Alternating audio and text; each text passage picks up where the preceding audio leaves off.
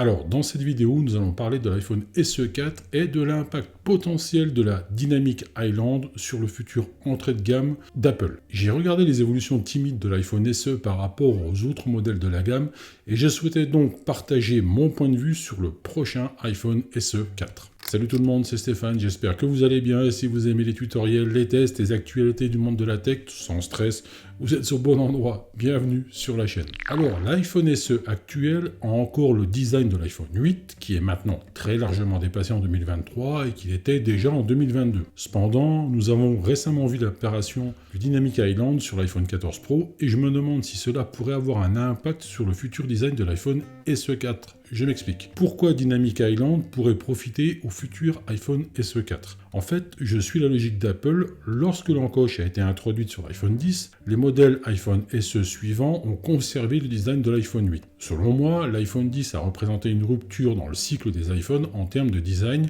Il est possible que l'iPhone 14 Pro fasse de même avec Dynamic Island. Cela pourrait donc profiter au futur iPhone SE 4. Cependant, selon l'analyste Ming-Chi Kuo, le futur iPhone SE 4 reprendrait plutôt le design de l'iPhone XR ou de l'iPhone 11 et ne devrait pas être lancé avant 2024. Pour le coup, je suis d'accord, mais perso, je dirais avec un design similaire à celui de l'iPhone 12, avec donc un écran de 6,1 pouces et l'encoche des iPhone 12 et donc Face ID. Cependant, pour réduire le coût de fabrication, il pourrait être équipé d'un écran LCD, ce qui serait décevant en 2024. J'espère vraiment qu'Apple sortira un iPhone SE 4 avec un écran Retina.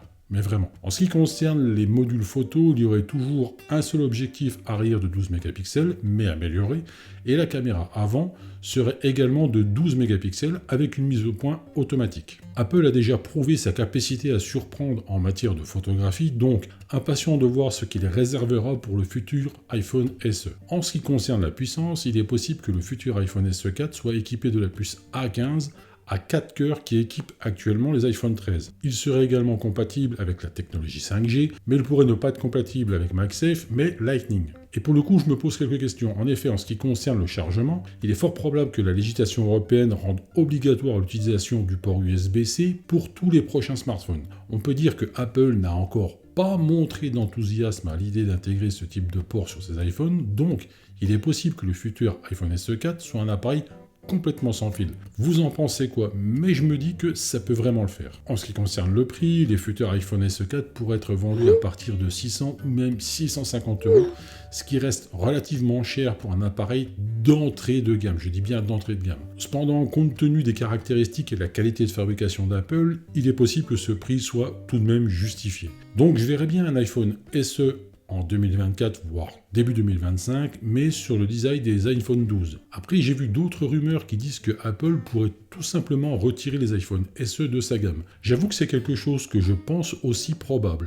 Après tout, rappelez-vous, les iPhone 5C ont été aussi retirés du catalogue au profit justement de la gamme SE. Dans le contexte actuel de la pénurie de composants, il est tout à fait possible que Apple et les autres constructeurs suppriment des gammes de leur catalogue pour en optimiser d'autres. Bref, on verra cela dans les mois à venir. Voilà pour ce petit retour sur les rumeurs du futur iPhone SE 4 et mon point de vue. J'espère que ça t'a plu. Comme d'habitude, si tu as aimé la vidéo, fais péter le pouce qui va bien, ça fait toujours plaisir.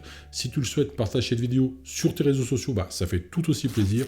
Et en parlant de réseaux sociaux, tu peux aussi me suivre sur Insta, Twitter, TikTok et la chaîne YouTube. Tous les liens sont en description en dessous de cette vidéo. C'était Stéphane, à bientôt pour une prochaine vidéo. Surtout, prends soin de toi et de tes proches. Salut.